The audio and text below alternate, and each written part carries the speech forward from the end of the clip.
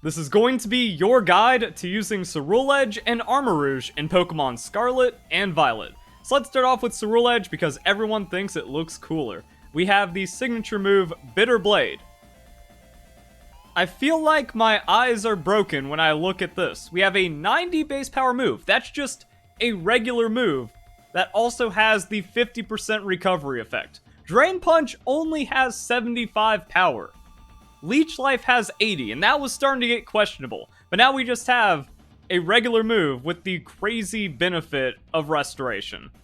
What else do we do with this? So we have 125 on the attack, 85 on the speed. At least it's not an outrageous, insane sweeper. But still, Bitter Blade is kind of crazy, so we just get whatever speed is necessary on the Pokemon, try to get as bulky as possible, and then we just sustain and break down other Pokemon. Citrus Berry is nice for setting up, and yeah, let's just kind of walk through the rest of this. So why do we have 114 on the speed, whatever EVs it takes to get there? That's because of Pokemon like Annihilate. We have a 90 speed Pokemon that isn't really speed investing, but is speed creeping, and you just kind of catch whatever the creep is going. So like 20, 113, that's a thing. If they start getting like really weird on the creep, you just kind of go and match that, but because of your 85 base speed, and not reliance on going like full tank, you just kind of find whatever speed is necessary, so that's going to be the EVs right there. Now, Ceruledge has Taunt, so you just outspeed every tank Pokemon, you get to taunt them, and then you can set up pretty crazily, and that's kind of the plan. Like, you set up Swords Dance, take a hit, you're bulking it out, Citrus Berry heals you, and now you're just at +2, 125 attack, using a standard offensive move that then heals you for half the damage dealt. You're set from here. Now for the abilities, you have Weak Armor and Flash Fire. So Flash Fire is nice, just fire immunity, and fire type attacks do 50% more damage. So if you like switch into a fire type move, it just makes your Bitter Blade stronger. So it definitely has some viability, especially if you have a lot of Pokemon on your team that are weak to fire. But then Weak Armor kind of flips in the other way as well, to where you can get a crazy amount of speed by absorbing a physical hit, which you can just tech into, even if you like really want to tech into it. If you do that in a neutral game state where you just trade with a physical Pokemon, you don't eat a super effective one-hit KO move, Swords Dance, Citrus Berry, Weak Armor, -1 defense doesn't matter because now you're faster than everything, and you're healing to full on every hit on a 2x sweeping Bitter Blade.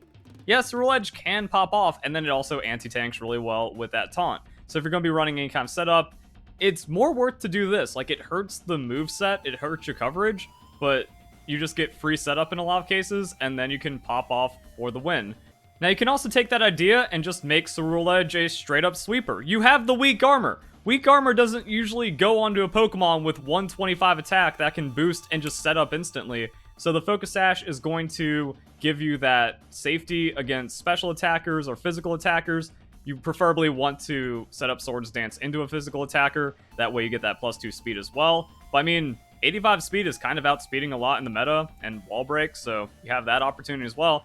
Then you just kind of go for whatever you want. Swords Dance, Focus Sash, Weak Armor combo, Bitter Blade heals you up, does crazy amounts of damage, Close Combat, good for the coverage, and then you can put kinda whatever move here. So the weird thing about like physical on the Ghost type doesn't really feel that great. Like you have Shadow Claw, pretty low base power though, Shadow Sneak, well hopefully you're not getting too outsped. Priority moves are a problem, especially with Focus Sash, but Shadow Sneak +2 isn't going to one-shot a sweeping Pokemon that has like the priority on you.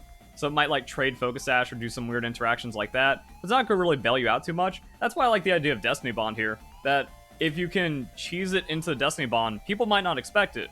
So Swords Dance, Focus Sash trade, Bitter Blade for the KO, and then something you can't deal with, you just throw out the Destiny Bond and you go 2 for 1.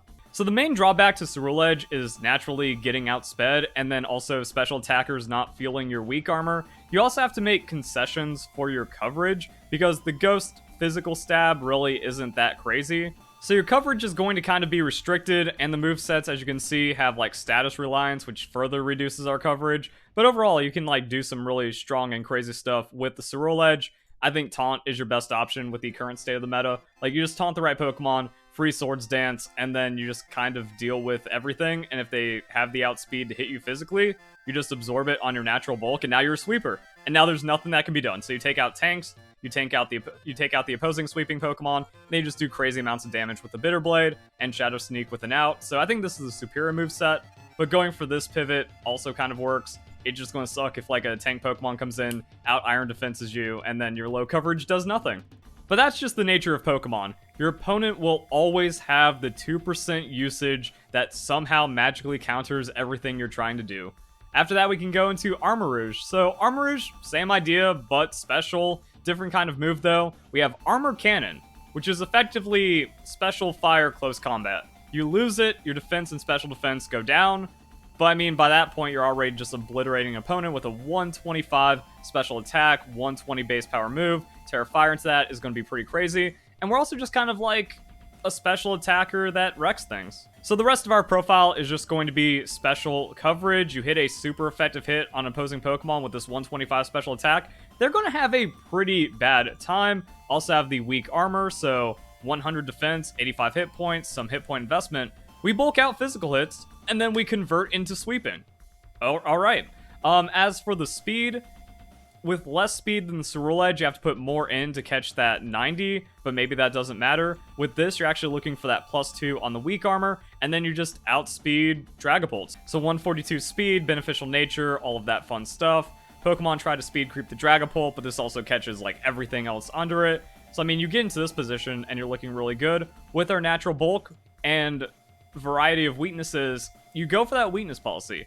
If you can take like 80, 90% on a not 100 plus base power super effective hit, you're just winning here, especially if it's a physical move. So that's kind of what you want to go into, and that's why also Armor Cannon doesn't matter. You take the hit, your defense is already being lowered, but then if you're just outspeeding and one-shotting everything with Armor Cannon and Terra Fire, cool. Weakness policy makes it even more of a one-shot, less Terra reliance, so you can save that slot for another Pokemon on your team, and then everything else, if you find that super effective coverage at +2, you're just winning. The opponent has to feed into it, though. There's a lot of fuel that needs to activate for this power, but even then, like, if the weakness policy doesn't proc, if the weak armor doesn't proc, you're still a strong special attacker hitting decent enough speed tiers to where bulkier, slower Pokemon, you just say, alright, do whatever, hit them for a super effective hit, and that's going to be pretty nice. Or you just have that Armor Cannon one-shot on a frail sweeping Pokemon that you survive with your natural bulk.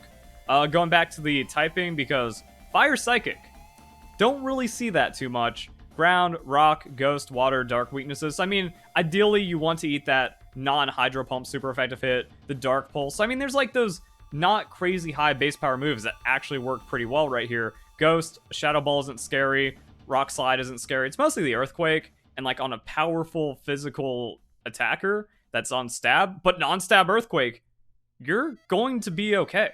So that's why the weakness policy works pretty well in the Armarouge. If you don't want to play into that, it's okay. You still have Life Orb options. So taking a hit and then like KOing yourself to a Life Orb recoil doesn't feel great. But in 3v3 on the Battle Stadium, you can take a hit and then still get like 3 KOs and maybe go down on the last hit to Life Orb. But you just went 3 for 1 because you found that extra damage and the extra coverage on the Armarouge, and that was pretty good. I like the Psyshock here because Blissey is annoying.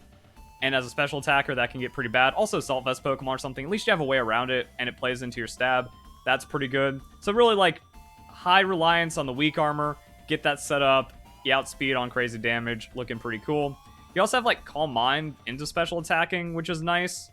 And then, like, it gets ugly because you're not the tankiest Pokemon, but you can still do some, like, weird anti-tank setup Armarouge, where you can do something like this and feel pretty bulky and then set up the Calm Minds. Also, Clear Smog, really nice. So if the tank is trying to get cheeky or there's like a slower Calm Mind Pokemon, you just say no, remove it, still actually do some damage on like a +1 or something with this Clear Smog, and then your Calm Minds take over and it's looking pretty good.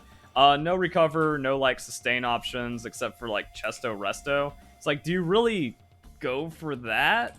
Maybe like Chesto Resto here could just catch the opponent in the wildest way. Remember, that 3% usage that just wins for no reason.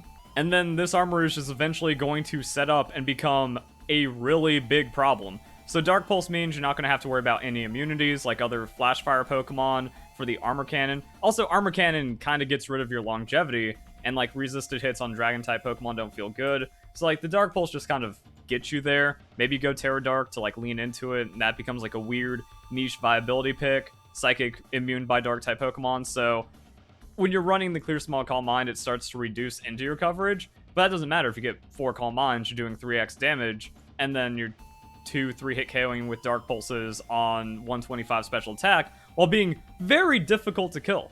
So like I said, this is some weird off anti-tank moveset you can run, but just kind of shows there's a little bit of extra utility you can fish out of this Pokemon, that you just slap this on your team for very specific cases against opposing Pokemon, and you can just tilt them off the face of the earth. They're going to lose their next 3 battles if they lose to this.